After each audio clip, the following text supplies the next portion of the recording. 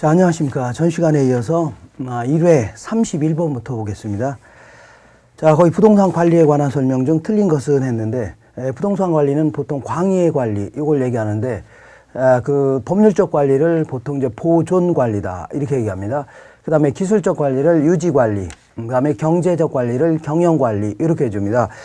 그래서 3번 보시면 법률적 관리란 보전 관리라고 하는데, 이게 틀렸네요. 법률적 관리라는 것은 보존 관리, 이걸 얘기하는 겁니다. 그래서 부동산의 어떤 행정적, 법률적 하자의 제거와 예방을 위하여 행정적 또는 법률상의 조치를 취하는 그러한 관리 행위, 이렇게 해줘야 됩니다. 그 다음에 32번 보시면 사회 간접 자본 시설에 활용되는 프로젝트 파이낸싱의 유형에 대한 설명이다. 잘못된 것은 여기서는 4번에 보시면 이렇게 사회 그 어떤 민간 유치 사업을 할 때 이 프로젝트 파이낸싱 이 부분에 대한 얘기입니다. 그래서 여기서 이제 BTO 방식이라고 있는데 BTO 요거는 나중에 이제 용어를 분명히 여기 주어집니다. 그 스페링을. 그래서 요 B라는 것은 필드다 해갖고 민간이 개발한다 그런 얘기입니다. 그리고 요 T라는 것은 트랜스퍼 해갖고 소유권을 정부한테 이전한다 그런 의미고, O라는 것은 오퍼레이트 해갖고 요거는 그 운영을 한다 그런 얘기죠. 그런 거기 때문에 자, 그 민간이 개발하자마자 그 소유권을 이전한 다음에 일정 기간 동안에 그 운영을 하는 그 보통 도로라든가 아니면은 뭐 항만시설 뭐 이런 것들에 대한 그런 얘기입니다. 철로. 그래서 BTO는 최종 수요자에게 사용료 부과로 투자 비용의 회수가 가능한 사업에 주로 적용되므로 여기까지 이상 없습니다. 근데 요 도로 같은 경우에는 나중에 민간이 설치했다가 나중에 자동차들이 많이 안 다니면 손해가 클 수도 있죠. 그러다 보니까 이걸 참여하지 않으려고 하니까 정부가 직접 나중에 운영해봐라. 혹시 나중에 손해나는 부분은 우리가 채워주마. 이렇게 나갑니다. 그래서 여기서는 수요자 위험은 배제된다가 아니라 수요자 위험은 클 수밖에 없습니다. 그래서 그런 부분을 정부에서 채워주겠다. 그런 의미입니다. 그래서 4번이 틀린 거예요. 수요자 위험은 있다 혹은 크다 이렇게 표현해야 됩니다. 그 다음에 33번 보시면 다음은 입지이론을 설명한 것이다. 옳은 것은 자, 옳은 것을 물어보는 게 이게 더 조금 시간이 많이 걸리고 오래 걸리고 그 다음에 또 좀 까탈스러운 내용입니다. 1번 보시면 상업 입지이론으로 허프의 중심지이론. 그래서 소비자는 가장 가까운 곳에서 상품을 선택하려는 경향이 있으므로 적당한 거리에 고차원 중심지가 있어도 인근의 저차원 중심지를 선택할 가능성이 커진다가 아니라 지나칠 가능성이 커진다. 이렇게 해줘야 됩니다. 그러니까 적당한 거리에 뭐 이마트라든가 이렇게 고차원 중심지가 있는 경우는 인근의 저차원 중심지를 지나칠 가능성이 아주 크다. 그 얘기입니다. 2번 보시면 상업 입지론으로 크리스탈러의 중심지론 해갖고 중심지 계층 간의 어떤 포섭 원리로서 중심지는 중심성의 상대적 크기에 따라서 고차 중심지와 저차 중심지로 구분되며 저차일수록 고차보다 중심지 간의 거리가 더 멀고 규모가 크며 다양한 중심 기능을 가진다. 이게 거꾸로 되어 있는 겁니다. 저차일수록 고차보다가 아니라 고차일수록 저차보다는 중심지 간의 거리가 상당히 멀 수밖에 없죠. 그러니까 2번도 틀린 거고, 3번 보시면 상업 입지론으로 레일리의 소매인력 법칙 해갖고 두 도시의 상거래 흡입력은 인구에는 반비례가 아니라 비례하고 두 도시의 분기점으로부터 거리의 제곱에는 반비례한다. 이게 바로 뉴턴의 만류일 법칙을 원용해서 그 어떤 두 중심지 간의 상권의 경계를 한번 본 겁니다. 자, 4번 보시면 공업 입지론으로 배버의 최소 비용이론 해갖고 산업 입지에서 가장 중요한 것은 이 사람은 비용으로 봤습니다. 생산비, 그래서 수송비, 임금, 집정력 등인데 그중에서 수송비가 가장 중요한 요소이다. 이거 맞는 편입니다. 이 사람은 수송비를 가장 중요한 요소로 봤다 그런 얘기입니다. 자, 그렇다고 해서 뭐 다른 요인을 무시한 건 아닙니다. 임금이라든가 집정력 요것도 이제 만약에 수송비를 맨 우선해서 한번 적용해보고 만약에 다른 지역으로 이사 갔을 때, 공장을 옮겼을 때 노동비의 절약분이 수송비의 증가분보다 크다. 그러면 그쪽으로 이사 갈 수 있다는 얘기죠. 이런 식으로 적용했던 겁니다. 그 다음에 5번 보시면 농업 입지론으로 트윈엔의 고립국모형이다 해서 자, 토지용의 양태는 경작농산물의 인건비에 의해서 결정되는 게 아니라 이 사람은 그 수송비에 의해서 결정된다. 이렇게 얘기했습니다. 다른 것들은 거의 유사하다. 이렇게 간주한 겁니다. 그래서 4번만 맞고 다른 거 다 틀린 겁니다. 그 다음에 34번 보시면 부동산 마케팅 및 광고에 관한 설명 중 틀린 것은 했는데 자, 5번 보시면 아이다다에서 아이다의 원리를 적용하여 소비자의 욕구를 충족시키는 마케팅 전략. 요거는 관계 마케팅이 아니라 요거는 고객 점유 마케팅이다. 이렇게 해줍니다. 그러니까 소비자들의 어떤 구매 행태를 중심으로 해서 기업이 적절한 마케팅 전략을 구사하는 그러한 형태의 전략을 고객 점유 마케팅이다. 이렇게 해줍니다. 그 다음에 35번 보시면 다음은 부동산 가치의 특징에 대하여 설명한 것이다. 올바르지 아니한 것은 보니까 자, 다른 건 다 할만한 겁니다. 2번 보시면 부동산 가치는 일반적으로 교환의 대가인 가치와 용익의 대가인 임료로 구분되며 가치와 임료는 원본과 과실의 관계이다. 여기까지 이상 없습니다. 이때 과실인 임료를 통하여 원본의 가치를 구하는 거, 이거를 적산법이라 하는 게 아니라 수익환원법이라 하는 겁니다. 그러니까 수익환원법은 미래 예상되는 어떤 임대료 수익이라든가 이런 걸 기초로 해서 지금 시점의 가치로 환원해서 할인해서 어떤 가치를 구하는 그러한 형태의 방법이기 때문에 이거는 수익환원법이다. 이렇게 답해야 됩니다.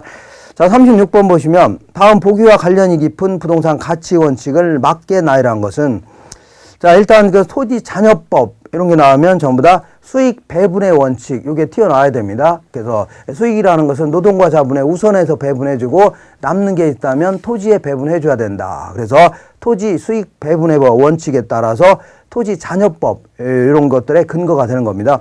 그 다음에 경제적 감가 이게 나오면 항상 적합의 원칙 이렇게 나와야 됩니다. 그래서 주변 환경과 적합하지 않을 때는 가치가 감소된다는 얘기죠. 그래서 이거를 경제적 감가의 원인을 제공합니다. 그 다음에 기준 시점이 필요한 거, 요거는 항상 그 부동산 가치는 계속 변동될 수 있죠. 그러니까 특정 일자를 딱 정해서 그 가치를 결정할 수밖에 없다. 그런 얘기인데, 요거는 이제 변동의 원칙, 부동산 가격은 계속 변동되니까 변동의 원칙과 밀접히 관련돼 있다. 이렇게 알고 계셔야 돼요. 1번이 정답입니다. 그 다음에 37번 보시면 지역 분석과 개별 분석이 있는데, 자, 어떤 지역이 있다. 그리고 이 부동산의 가치를 판단하려고 할 때는 항상 먼저 이 지역을 먼저 분석해야 됩니다. 이걸 지역 분석이라 하는 거고, 그 다음에 와서 이 부동산에 대해서 자, 그 개별적인 요소들이 좀 틀리니까 개별 분석을 하는 겁니다.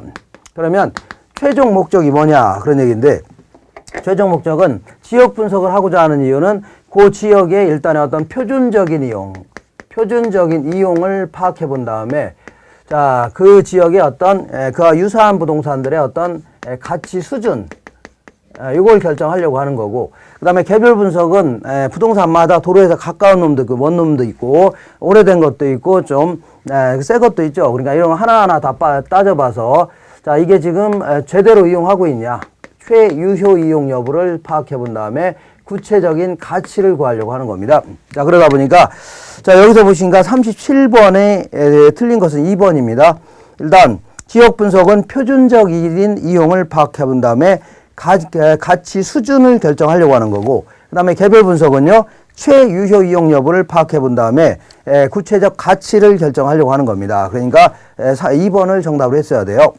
38번 보시면 부동산 감정평가에 대한 설명 중 가장 옳은 것은 자, 거래 사례를 유사 지역에서 구할 경우에는 지역 요인의 비교는 필요하며 인근 지역에서 구했다. 그러면 부동산이 속해 있는 지역에서 구했다는 얘기죠. 그럴 경우는 같은 지역이니까 지역 요인의 비교는 필요 없습니다. 그래서 1번 틀렸고, 2번 보시면 감정평가의 규칙에서는 가격조사가 가능한 경우라 하더라도 소급하여 평가할 수 없도록 하고 있다가 아니라 가격조사가 가능하다면 과거의 특정 일자로 평가할 수도 있는 겁니다. 그래서 2번 틀렸고, 3번 보시면 기준 시점은 미리 정하여진 경우를 제외하고는 감정평가서 작성을 완료한 날짜가 아니라 가격조사가 항상 완료된 날짜, 그 날짜가 기준 시점입니다. 그래서 3번도 틀렸습니다. 5번 보시면 복합부동산의 경우에 주어진 상태 그대로를 바탕으로 하여 구성 부분을 평가하는 이러한 것을 부분평가라고 하는데, 이거는 건물이 있는 상태를 그대로 평가하는 거기 때문에 이거를 현황평가라고 하는 겁니다. 이것도 그러니까 4번이 맞는 거예요. 5번 보시면 시산가치의 조정이란 감정평가 3방식에 의한 가치를 산술평균한 게 아니라 주된 방법을 기초로 해서 부수적인 방법을 가지고 조정해 주든가 아니면 주된 방법의 가중치를 더 주든가 이렇게 하라는 얘기지 산술평균해라 그건 아닙니다.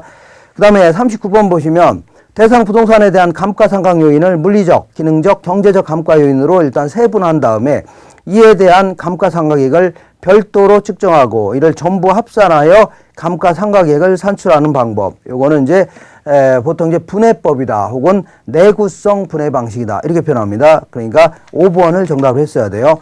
자, 그다음에 40번 보시면 의류 판매점으로 이용되고 있는 그 부동산의 가격 조사를 의뢰받은 공인중개사 갑은 아래 사례를 조사하였다. 대상 부동산의 가치를 바르게 계산한 것은 항상 이게 비교 방식에서 자, 거래 사례 비교법을 계산할 때는 이렇게 계산해야 됩니다. 자, 사례 부동산의 가치가 있다면 여기에다가 이렇게 지역 요인의 비교치가 있다면 곱해줘야 되고 개별 요인의 비교치가 있다면 곱해주자.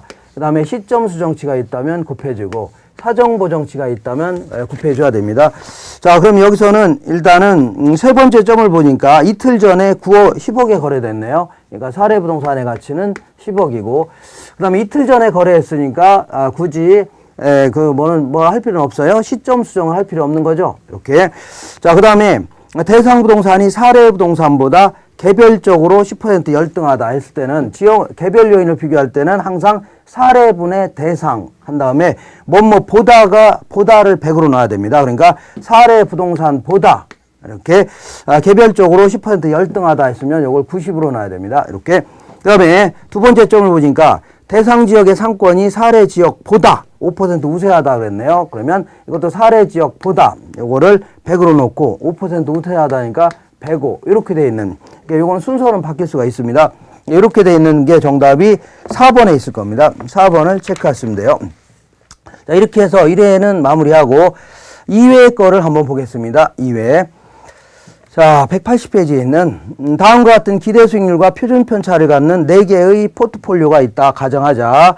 자, 이때 다음 설명 중 틀린 것은 포트폴리오가 한 4가지 정도가 있는데, 자, 보니까 이거는 간단한 문제입니다. 2번이 보니까 포트폴리오 A와 B의 기대 수익률은 같죠. 같지만 위험이 낮기 때문에 A는 B와 기대 수익률은 같지만 위험이 낮죠. 그러면 A를 선택하려고 할 겁니다. 그래서 투자자는 포트폴리오 B를 선택하게 하는 게 아니라 A를 선택하게 됩니다. 이 경우에 A는 B를 지배한다 이렇게 표현합니다. 그래서 이렇게 지배 원리를 충족시키는 그러한 그 포트폴리오를 쭉 연결한 거를 효율적 전선 혹은 효율적 포트폴리오다 해줍니다. 그래서 5번에 보시니까 이러한 지배 원리에 입각하여 선택되는 투자안의 효율적 투자 대상이다. 이거는 효율적 프론티어다. 효율적 전선이다. 이렇게도 표현합니다. 그 다음에 2번 보시면 부동산 감정평가에서 사용되는 내용연수에 관한 설명으로 옳지 않은 것은, 자, 1번 보시면 물리적 내용연수라는 것은 철거하지 않는 이상은 물리적으로 존속할 수 있는 기간, 이걸 얘기합니다. 그래서 가장 깁니다. 그래서 1번은 맞는 표현이고, 읽어보시면 2번 보시면 경제적 내용수라는 것은 수익하고 비용하고 비교해 봤을 때 수익이 더 크게 나타나는 기간이죠. 요거를 뭐라고 하냐면 그 경제적 내용수다 이렇게 표현합니다. 그래서 요것도 읽어보시면 맞는 겁니다. 정답은 5번인데, 실제 내용연수란 대상 부동산의 성능, 상태, 장래 사용 기간 등을 참작하여 경과연수를 조정한 것을 말한다. 이런 식으로 미래의 어떤 여러 가지 상태라든가 그 어떤 사용 기간 이걸 감안해서 자, 경과연수를 조정한 내용수를 유효 경과연수 이렇게 표현합니다. 실제 경과연수가 아니라 유효 경과연수 이렇게 표현합니다.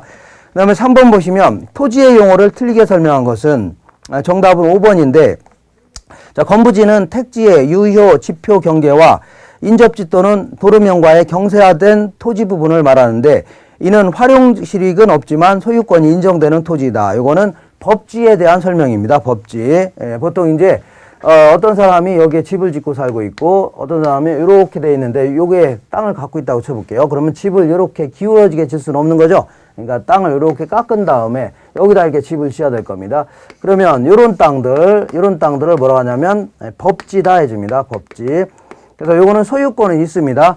지적도를 작성할 때 여기서부터 이렇게 지적도를 작성하기 때문에 여기는 누구 소유, 여기는 누구 소유 이렇게 소유권은 있지만 얘는 활용실익은 없죠. 이런 데는 뭐 축대나 쌓으라고 이렇게 쌓는 지역에 불과하죠. 그러니까 5번이 틀린 겁니다. 자, 그 다음에 4번 보시면 다음은 현행 우리나라 부동산 투자회사법에 관련된 내용이다. 일반 리츠라는 게 뭐냐면 구조조정 리츠가 아닌 거를 일반 리츠다 해줍니다. 여기에는 자기관리 리츠가 있고 그 다음에 위탁관리 리츠 이렇게 돼 있는데 가장 적합하지 않은 것은 3번인데 자 여기는 이제 일반 리츠 같은 경우는 1인당 주식 소유 한도를 좀 규제하고 있습니다. 그래서 자기관리 리츠 같은 경우는 한 사람당 30%가 넘어가면 안 됩니다. 그 다음에 위탁관리 같은 경우는 40%가 넘어가면 안 돼요. 자 물론 구조조정 리츠 같은 경우는 이런 제한은 없습니다. 그래서 정답은 3번인데 1인당 주식 소유 한도가 발행 주식 총수의 100분의 35를 초과하지 못한다. 이게 틀렸네요. 자기 관리는 30, 그 다음에 위탁 관리는요 40 이렇게 초과하지 못하도록 하겠습니다. 자, 한 장 넘기시면 5번에 보시면 다음은 기준 시점에 관한 설명이다. 옳지 않은 것은 자 기준 시점이라는 것은 부동산 가치는 계속 변동될 수 있죠. 그렇기 때문에 특정 일자를 정해서 그 날짜의 가치를 평가해서 보고해야 되는데 이 날짜를 기준 시점이라 합니다. 이 기준 시점은 어떤 날짜를 얘기하냐면 가격 조사를 완료한 날짜, 이 날짜를 얘기합니다. 자, 그래서 5번에 1번 보시면 요거는 참고로 임료의 기준 시점은 임료 산정행의 수익성을 반영하는 것으로 그 기간이 개시되는 시점, 요걸 기준 시점으로 합니다. 임료 같은 경우는 나머지는 다 뭘로 한다고요? 나머지 가치 같은 경우는 가치조사, 가격조사를 완료한 날짜 이렇게 해줘야 돼요. 5번에 보시니까 5번에 5번 기준 시점은 원칙적으로 감정평가서를 실제 작성 완료한 일자가 아니라 가격조사를 어떻게 한다고요? 완료한 날짜, 그 날짜로 해줘야 돼요. 그게 틀렸네요. 그 다음에 6번 보시면 다음과 같은 자료에 주택 저당 대출에 관한 설명으로 옳은 것은 자 보니까 대출 금액이 1억 2천이고 대출 형태는 매월 원금 균등 분할 상환이고 대출 만기는 20년인데 대출 이자율은 10%랍니다. 이때 매월 지불하기로 돼 있답니다. 그러면 원금 균등 같은 경우는 매기 원금을 똑같이 갚아나가라는 얘기죠. 그 다음에 이자는 항상 남아있는 금액에 이자가 붙습니다. 그럼 원금이 얼마 빌렸어요? 1억 2천만 원 빌렸다고 했죠. 이걸 매년 갚는다면 20년 동안 갚으면 될 겁니다. 근데 이거를 매월 갚기로 했으니까 1년은 12개월이죠. 12개월 이렇게 계산하면 매월 원금을 갚을 돈이 나옵니다. 50만 원 나올 겁니다. 50만 원. 그 다음에 이자는 자 첫 해니까 첫 월이니까 1억 2천만 원에다가 자 이자율이 10%라고 했죠. 10%. 이렇게 해주면 연간 이자가 나옵니다. 그럼 요거를 12분의 1로 해줘야 되겠네요. 12로 나누면 되겠죠. 이렇게 해주면 아마 100만 원이 나올 겁니다. 100만 원. 그래서 첫 해의 총 지불액은 150만 원 됩니다. 그래서 자 1번 보시니까 첫 해의 월 불이백은 그 원리금은 150만 원이다. 1번 맞는 겁니다. 2번 보시면 얘 같은 경우는 시간이 지날수록 상환할 원금은 점점 감소한다는 게 아니라 원금은 매월 똑같은 거죠. 원금은 합친 금액이 이자가 점점 줄어드니까 합친 금액은 줄어듭니다. 그 다음에 3번 보시면 원리금 균등 상환 방식의 조건이라면 첫 해 원리금 지불액은 이 대출 조건보다 크다가 아니라 항상 작다. 그래서 초기에 원리금 지불액이 큰 순서는 원금 균등, 그 다음에 원리금 세 번째는요 체증식 반드시 좀 기억해 두셔야 됩니다. 그 다음에 기억 디귿의 조건이 같은 변동금리 대출에서 적용되는 이자율은 일반적으로 10%보다 높다가 아니라 낮다 해줘야 돼요. 다른 조건이 똑같다면 변동금리보다는 고정금리가 초기 약정금리는 높을 수밖에 없어요. 왜냐하면 나중에 인플레가 예상되는 상황이라면 예상되는 인플레를 감안해서 결정하려고 하겠죠. 그러니까 일반적으로 10%보다는 변동금리는 낮다 해줘야 됩니다. 그 다음에 5번 보시면 점증상환 조건의 조건이라면 방식의 조건이라면 만기 시의 원리금 지불액은 이 대출 조건에서보다 작다가 아니라 크다 해줘야 됩니다. 왜냐하면 자 이렇게 점증상환은 초기에는 원리금 지불액이 거의 없죠. 조금밖에 안 되죠. 네, 나중으로 갈수록 많이 갚아라 그 얘기니까 만기 시에는 원리금 지불액이 가장 큰 게 점증상환 방식입니다. 그래서 5번도 틀렸고 다 틀리고 1번만 맞는 겁니다. 자 7번 보시면 부동산의 특성에 대한 설명이다. 틀린 것은 이거는 어렵지 않은 문제인데 5번 한번 볼게요. 부동산의 토지의 연접성, 이걸 다른 말로 인접성 이렇게 얘기합니다. 그래서 인접성으로 인하여 각각의 부동산은 인지와의 주변에 있는 땅과의 개별적 이용을 필연화시킨다가 아니라 자, 협동적 이용을 필요화시킨다 해줘야 돼요. 왜냐하면 주변에 이렇게 그 같은 부동산이 붙어 있죠. 그러니까 주택가 한복판에 그 내 땅이라고 연탄공장 딱 차리게 되면 남들한테 큰 피해를 줄 수 있는 거 아닙니까? 그러니까 주택은 주택들끼리, 아니면 상가는요, 상가들끼리, 공장은요, 공장들끼리 이렇게 모여서 어울리는 토지들끼리 이용해야 된다. 이거를 협동적 이용이다 이렇게 표현합니다. 자, 그럴 때 가치가 높아지는 거예요. 그래서 5번은 개별적 이용이 아니라 협동적 이용을 필요화시킨다. 이렇게 해줘야 됩니다. 8번 보시면, 자, 부동산 경기에 관한 거미집 모형이 시사하는 바를 기술한 것이다. 옳지 않은 것은, 자, 거미집 모형 같은 경우에는 어떤 생산에 시차가 존재하죠. 그러니까 가격이 올라가게 되면 공급을 늘리고 싶은데 이거는 시간이 꽤 걸린다는 얘기죠. 그러다 보니까 어떤 지역이 가격이 급등했다. 그러면 서로 공급을 늘리려고 하는데 막상 2, 3년 지나면 공급량이 물량이 폭주하는 바람에 가격이 폭락하고 그러다 보니까 폭락했을 경우는 서로 이제 건물을 안 지으려고 할 거 아닙니까? 그러다 보니까 또 몇 년 지나니까 또 가격이 폭등하고 이런 현상이 반복된다. 이거를 거미집 이론이라고 하는데 이거는 항상 수요 곡선의 탄력성과 탄력도에 따라서 이게 수렴형인지 아니면은 그 진동형, 순환형인지 그 발산형인지 이렇게 구분이 됩니다. 그래서 수요의 탄력성이 공급의 탄력성보다 크다. 자, 이럴 경우에는 수렴형 거미집 모형이 나옵니다. 근데 항상 그 탄력도하고 기울기는 반대입니다. 반대예요. 그래서 여기서는 부호는 다 무시합니다. 그래서 수요 곡선의 기울기하고 공급 곡선의 기울기를 따져봤을 때 이렇게 수요 곡선의 기울기가 작을 때 이때 이제 수렴형 거미집 모형 이런 게 나타나요. 그래서 2번에 보시면 공급 곡선의 기울기가 수요 곡선의 기울기보다 크다면 공급 곡선의 기울기가 수요 곡선의 기울기보다 크다 하면 요거는 균형으로 수렴한다. 이거 맞는 표현입니다. 자, 그래서 그 8번에 4번이 바로 거미집 이론을 설명하는 내용입니다.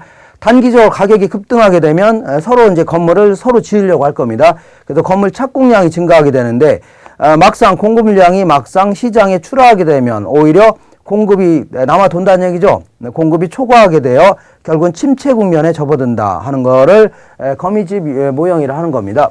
그 다음에 6번 보시면 이 같은 현상은 상업용, 공업용보다는 주거용 부동산에서 강하게 나타난다. 이게 거꾸로 되어 있는 겁니다.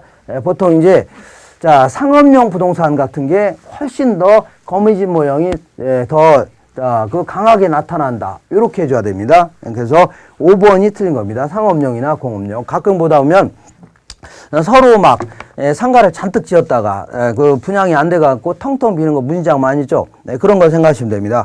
자, 9번 보시면 주택가격을 균형가격 이하로 통제할 경우에 효과를 설명한 것이다. 틀린 것은, 자, 균형가격 이하로 통제하게 되면 단기적으로는 그 임대차 기간이 남아 있으니까 수요는 증가할지 모르겠지만 공급을 줄일 수가 없는 거죠. 그런데 한 1년 반 남았다. 그렇다고 해서 당장 임대사업 안 하겠다. 이렇게 나올 수는 없을 겁니다. 그렇지만 장기적으로는 이렇게 그 임대료가 훨씬 낮으니까, 엄청나게 낮으니까 사람들은 자꾸 임대사업 같은 거 안 하려고 하죠. 그러다 보니까 나중에는 수요가 훨씬 초과되는 바람에 여러 가지 불합리한 현상이 나타난다. 그 얘기를 얘기하는 겁니다. 그래서 1번 보시면 틀린 것은, 자, 단기적으로는 주택에 대한 초과 수요가 발생한다. 이렇게 될 수는 있습니다. 단기적으로는 싸졌으니까 서로 막 많이 빌리려고 한다. 그렇지만 공급이 줄어들지는 않는 겁니다.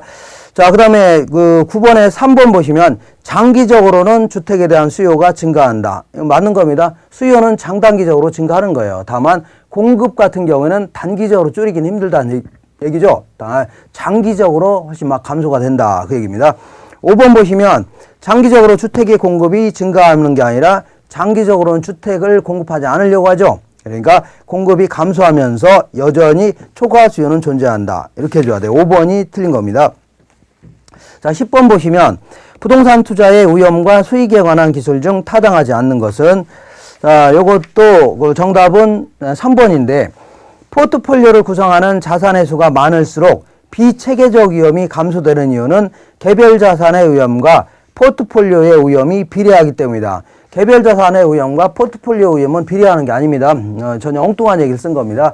위험이 줄어드는 이유는 그 두 자산 간의 수익률의 흐름 자체, 수익률의 분포가 달라져서 그래요. 그러니까 A라는 부동산은 이런 경우에 뭐 높아지고 B라는 부동산은요 이런 경우는 그 수익률이 떨어진다면 다른 부동산 같은 경우는 이런 경우에 좀 낮아지기도 하고 이런 경우는 높아지기도 하죠. 그러다 보니까 손해난 부분을 이렇게 상쇄시킬 수가 있다 그런 얘기입니다. 그러면서 위험이 이렇게 줄어드는 효과가 나타난다.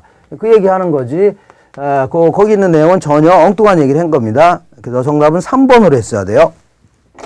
그 다음에 11번 보시면 다음은 부동산 관리에 관한 설명이다. 적절하지 아니한 것은 자 정답은 4번인데 자 계약관리와 손익분기점 관리는 경제적 관리에 속한다. 물론 손익분기점 관리는 경제적 관리 맞습니다. 그렇지만 계약관리, 예약관리, 뭐 권리 분석을 한다든가 이런 건 전부 다 법률적 관리에 속하는 겁니다. 그러니까 정답은 4번으로 했어야 돼요.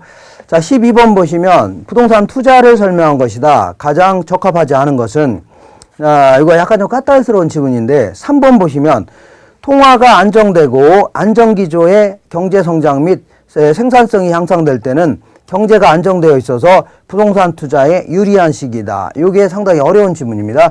자, 통화가 안정됐다. 뭐 이런 경우보다는 통화가 증가되고 이렇게 표현하는 게 정확한 표현이에요. 왜냐하면 자, 이 자본시장도 결국은 화폐의 공급. 자, 이건 머니 이렇게 해주면 돼요. 그 다음에 화폐의 수요. 여기에 따라서 이제 결정이 되는 겁니다. 그래서 화폐의 공급은 요거는 중앙은행인 한국은행에서 공급하는 겁니다. 한국은행이 통화량을 조절하면서 공급하는 그런 형태를 취해요. 채권을 매각한다든가 화폐를 찍어낸다든가 아니면 콜금리라든가 기준금리 이런 것만 조정하고 막 이렇게 해서 이걸 화폐량을 조절하는 겁니다. 그 다음에 화폐의 수요는 우리 같은 기업이라든가 가게에서 수요하는 거죠. 이럴 때 수요와 공급이 만나는 적정한 선에서 균형 이자율이 이렇게 결정이 됩니다. 이때 투자가 늘어나려면 이자율이 낮아야 투자가 늘어나죠. 그러면 화폐의 공급이 이렇게 늘어날 때, 화폐의 공급이 이렇게 늘어날 때 뭐가 돼요? 이자율이 낮아지게 되는 겁니다. 자, 그래야지 이자율이 낮아지면서 그 투자가 증가하는 그런 형태를 취하게 돼요. 그래서 정답은 3번으로 했어야 됩니다. 3번. 자, 그 다음에 13번 보시면 특정 부동산에 대한 공급 곡선 자체를 이동시키는 요인으로 틀린 것은 공급 곡선 자체를 이동시킨다. 요게 공급 곡선 요렇죠. 자, 이거는 순전히 공급자 측면에서 따져보는 건데, 자, 생산 요소 가격이 변동됐다. 그러면 생산 요소 가격이 변동되면 공급 곡선 자체를 이동합니다. 경기 전망이 악화되거나 이럴 경우도 왔다 갔다 하는 거고, 기술 수준이 변화했다. 이것도 곡선 자체가 움직이는 요인입니다. 공급자의 수가 변했다. 그러면 이 지역의 공급 곡선 자체가 이렇게 변동이 돼요. 근데 이제 5번에 보시니까 소비자 소득 수준이 변했다. 소비자의 소득 수준이 변하는 거. 이거는 그 공급자하고는 별 상관없는 겁니다. 누구 입장이라고요? 소비자 입장에서 수요 곡선을 변화시키는 요인이 되겠죠. 그래서 틀린 겁니다. 그 다음에 14번 보시면 부동산 투자 분석 기법의 설명으로 잘못된 것은 자 3번 보시면 비율 분석법에 의한 투자 분석은 모든 비율이 동일한 투자 결정을 가져오는 바 우수한 어떤 분석 지표라고 할 수 있다. 이게 틀렸습니다. 자, 비율 분석법은 크게 이제 여러 가지가 있죠.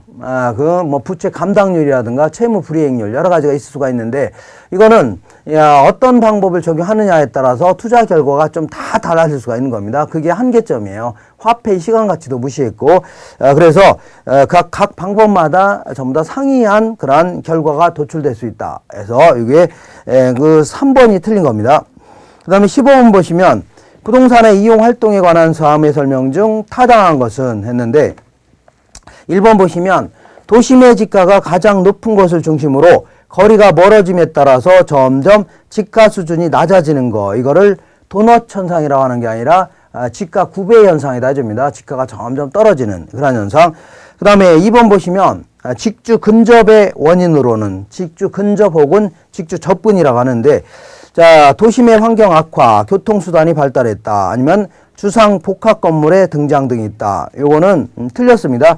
요거는 도심이 환경이 악화되고 뭐 교통수단이 발달했다. 그럴 경우는 사람들이 자꾸 밖으로 나가려고 하겠죠.